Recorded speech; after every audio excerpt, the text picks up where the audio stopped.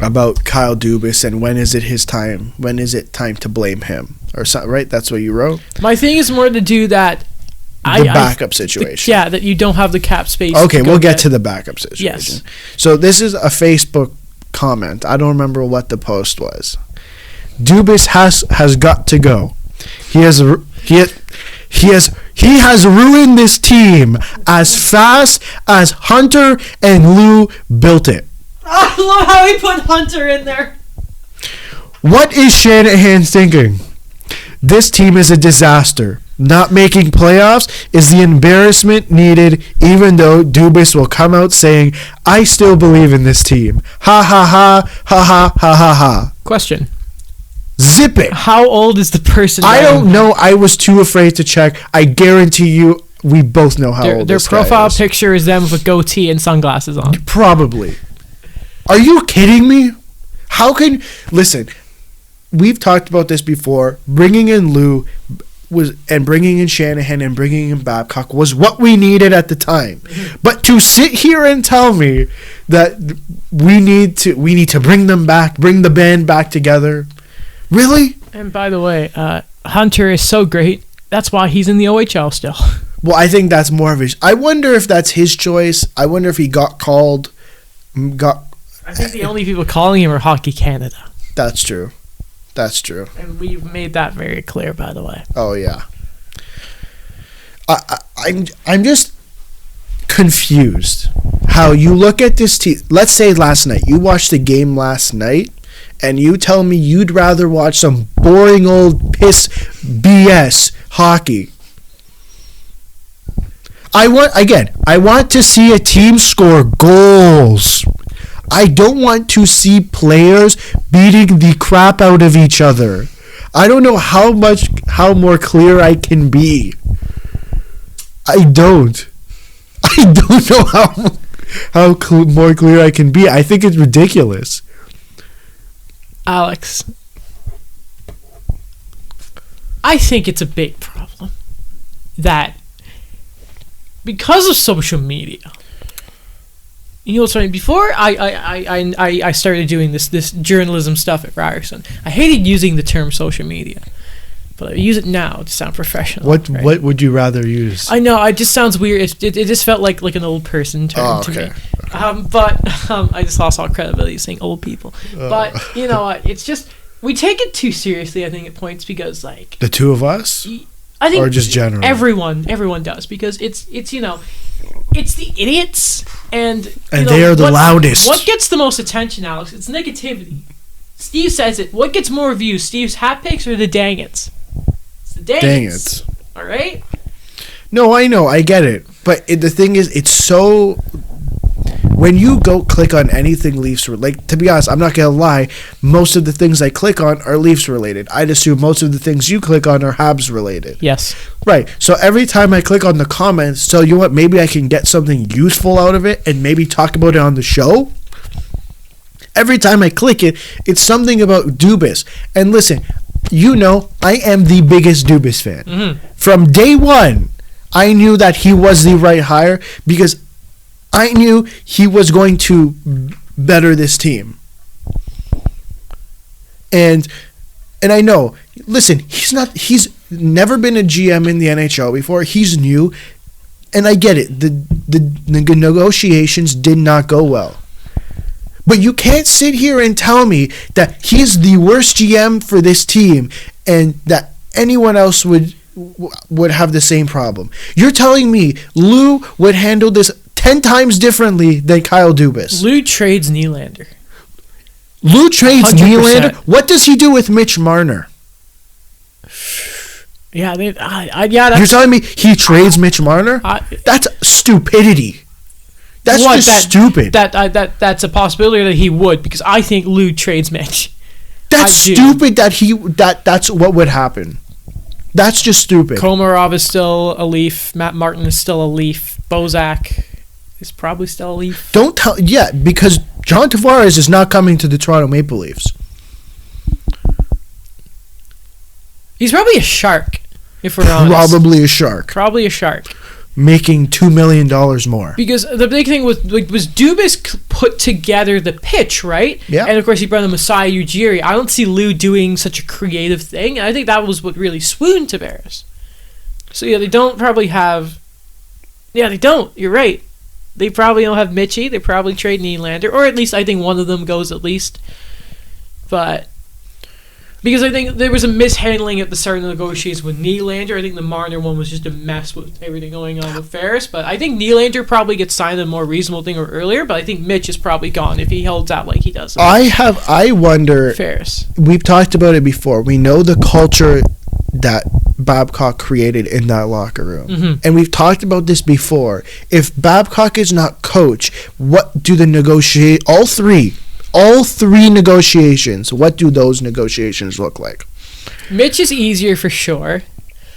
Matthews, I think, goes the same because that was done. It sounded like it got done really quickly. It was during the season. Mitch is, yeah, but I think Nylander's weird because apparently they waited so long to do that particular deal, which was probably the deal we all thought he was going to get anyway. So I don't know, but I think Marner is definitely easier. I think they waited till after the draft to start talking, which was I think is still a mistake on Dubas' part. It's definitely a mistake on Dubas' part, but they gave him the job. What's your main focus at that point? Signing William Nylander or creating a freaking pitch to bring in John Tavares? Yeah, bring in John Tavares. And I get it. He's a new GM. He's going to make mistakes. Mm-hmm. But it's going to be better for this team as GM. The positives outweigh the negatives, I say, with Dubas by a fair bit. Yes. And you know what? Yeah, he's in a very sticky situation because he had to give up. What did he have to give up? Number one, to get rid of Nikita Zaitsev. What did he have to give up What did he have to give up to get rid of the stupidity of that Patrick Marleau contract? A first in a deep draft. So I don't understand how people can sit here and continuously tell me that having Lou or Hunter, they built this team, they did this and they did that. That's great. But you can't tell me that it's better for them to be GMs right now. I find it really weird. Yeah. And I guess let's get to the backup situation. Yeah. So another mistake there. I think it is very fair that, I mean, let's be honest here. The Leafs are juggling at this point with the Janssen stuff and just trying to stop this inevitable thing of like sending players down that's going to happen.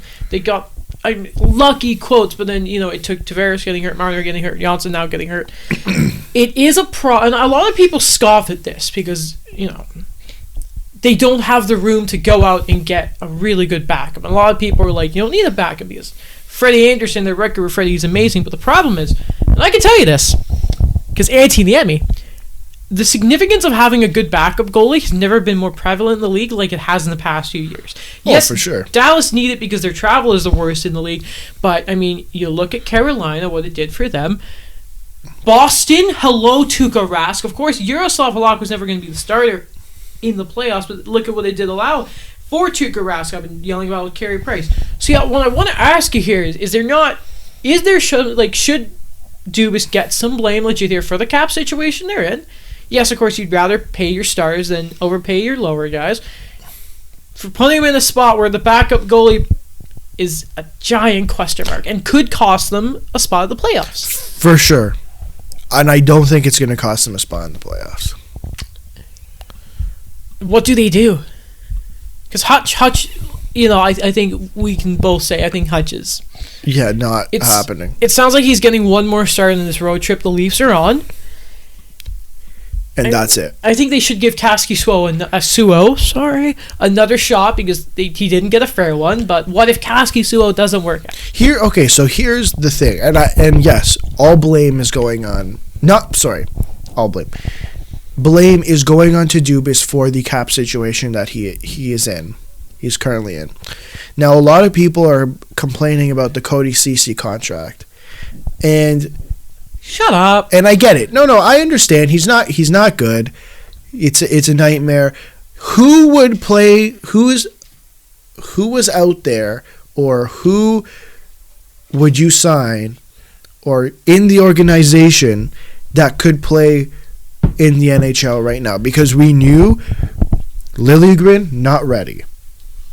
That's about it. I'm looking at Jordan Schmaltz. Obviously didn't impress enough. Forgot about him. Obviously didn't impress enough to even make the team as a 7th defenseman. Mm-hmm. Sandin's he's left-handed. Yeah, sure, you can play him on the right. But again, he's only playing probably top 6. Is he ready for the NHL? Yes. Is he ready for top 4 responsibilities? Probably not. And I know a lot of people are saying, oh, he's down there for contract reasons. I really think he's down there because if he plays 10 games... Yeah, the contract side, right? Yes. I really think that it doesn't make sense for him to play 10 minutes a night. Unless Sheldon Keefe has a plan that says he's going to play more minutes and still kind of be sheltered, then I'm looking at it at a different situation and say, you know what? Maybe you scratch Ceci and you play Sandin and then you work him with Dermott. I don't know what the plan is. I wonder if Dubas is shopping Ceci. He has to be. Yeah. Because that's 4.5 off the books. See, the big thing I think of is if everyone wants to give Dubas crap about the cap situation and all that, and you've probably heard this before, but yeah, you gave up Connor Brown, but at the same time, with Connor Brown on this team, it wasn't going to work because of where he was going to be in the depth chart. Now, what would you rather? Put up with CC for one more year, or Zaitsev for how much was left on his? No, I agree. Yes, Cody Ceci for 1 year. Yeah. I mean, yeah. It's the thing is, there are people saying, "Oh, they didn't need to sign him; they could just let him walk." Yeah, we've talked about this. And before. we talked about it. I still don't fully understand the situation, but I think for me, it's more of okay, who's going to play him? So let's say you don't sign Cody Ceci. Who does Morgan Riley play with? Travis Dermott's out to start the season. Mm-hmm, yeah. Your defense looks thin. Really thin. You could try him with Barry, but then it's just Muzzin with probably Hall. Here's the thing. We have to remember Babcock was coach, so it's a bloody mess. He tries Muzzin with him for 5 minutes. Then... Oh boy! Yeah, then you bring back Ron Hainsey somehow. You don't know how you bring back Ron Hainsey. Yeah, and then your bottom pair is Magic Hand Marty Morensen, who got called up again. Thank God, love him. And who? Then you have to call up Justin Sandy. Hall. No, he plays top 4 with because Barry then moves down to Muzzin. Yeah, I guess it's Justin Hall. So Justin Hall's playing with Morgan Riley. Who deserves credit, by the way. Hall has been good. No, he does. Here's the thing. Here's where I come at with Hall. Justin Hall, great player. Mm-hmm. Justin Hall, great. He's been great so far this season. But he's been playing bottom pairing. He was playing bottom pairing minutes, and now they're playing him with with Jake Muzzin. Here's the thing. I don't want to throw him on the first pair right away because he's going to be overwhelmed playing against the best competition. So, sure, you want to transition him from third to second pair and then see how he does and then give him some time there and then put him on the first pair, which I don't think is going to happen anytime soon. Fine, but don't say, oh man, he's been so good, let's try him on the first pair, because I bet he gets murdered. He's not that type of player.